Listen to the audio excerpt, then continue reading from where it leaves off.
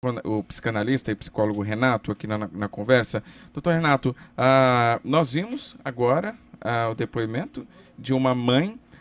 O caso do Ives Horta, do menino, foi bastante noticiado, foi um crime brutal em 1997. Os sequestradores, além de ter causado todo o sequestro, assassinaram a criança brutalmente, enterraram no local onde ela foi sequestrada. O pai foi reconhecer, e a mãe, hoje que conversa com a gente aqui, deputada Keiko, também bastante abalada, decidiram perdoar. Qual que é a importância desse ato, independentemente do caso do Ives, mas qual que é a importância do perdão?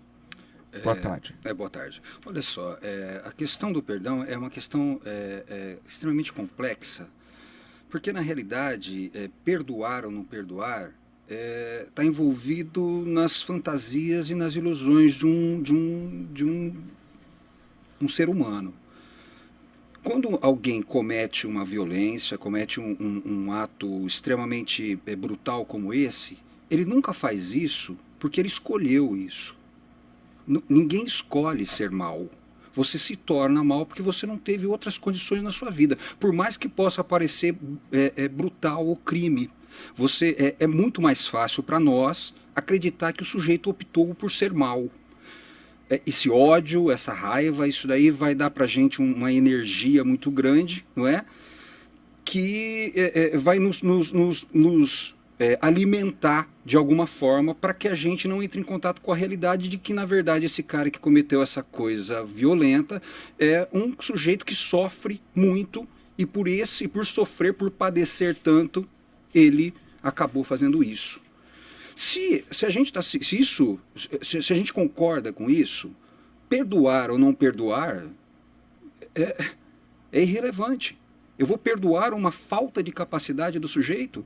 O sujeito não teve escolha, ele está ali naquele papel, por mais brutal que seja, ele não escolheu ser aquilo.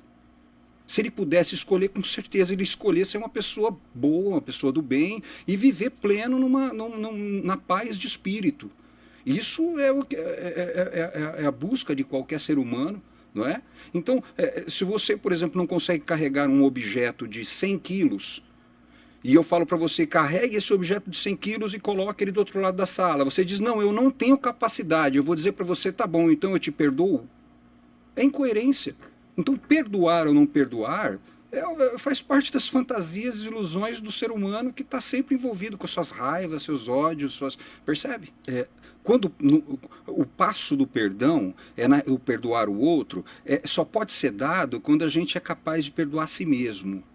Quando a gente é capaz de olhar para a gente mesmo e ver que cada coisa que a gente fez não foi por mal ou qualquer coisa nesse sentido, intenção, mas porque nós fomos incapazes de fazer de outra forma. Então, talvez aí nos perdoarmos, né? E, a partir desse momento, perdoar o outro.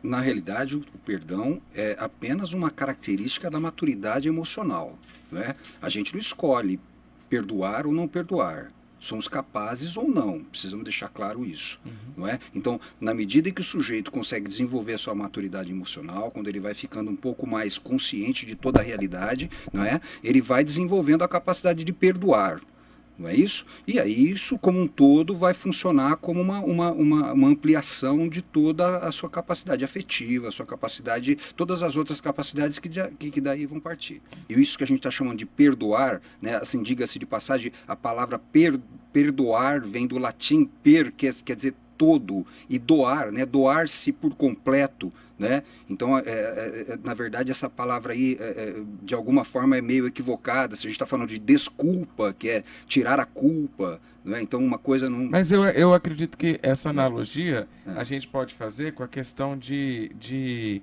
você, para conseguir liberar uma desculpa, um perdão no caso, você tem que se doar realmente por completo, porque Sim.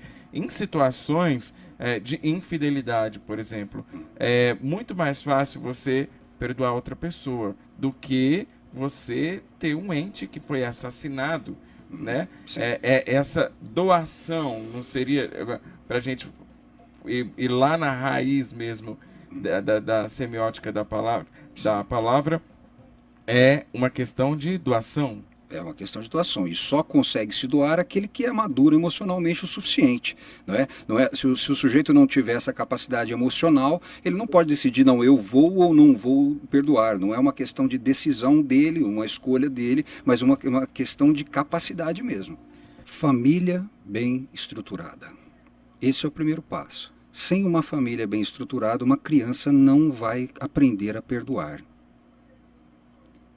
Esse é o primeiro passo. Entendi. O segundo passo, sem esse, impossível. Com uma família bem estruturada, com mães dedicadas, pais presentes, a gente vai ter ali uma configuração que vai trazer para a criança, na primeira infância, a possibilidade de estruturar sua personalidade e trazer para ela todo o nutriente emocional e afetivo que vai proporcionar para ela uma expansão da maturidade emocional o suficiente para que ela possa perdoar a si mesmo nas suas falhas, não é? E estender isso ao outro.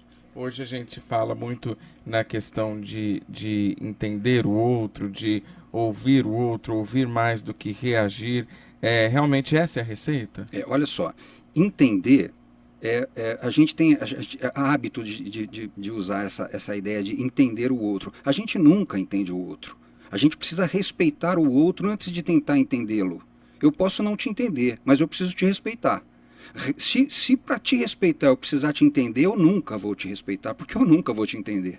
Também aqui no estúdio, o psicanalista e psicólogo Renato Dias Martino. Até uma próxima oportunidade. Muito obrigado pelos esclarecimentos. Eu que agradeço. Bom, o segredo então é estruturar a família e respeitar o próximo. Assim conseguiremos perdoar com mais facilidade. Agora, 3h02, repórter CBN, a gente já volta. Repórter CBN.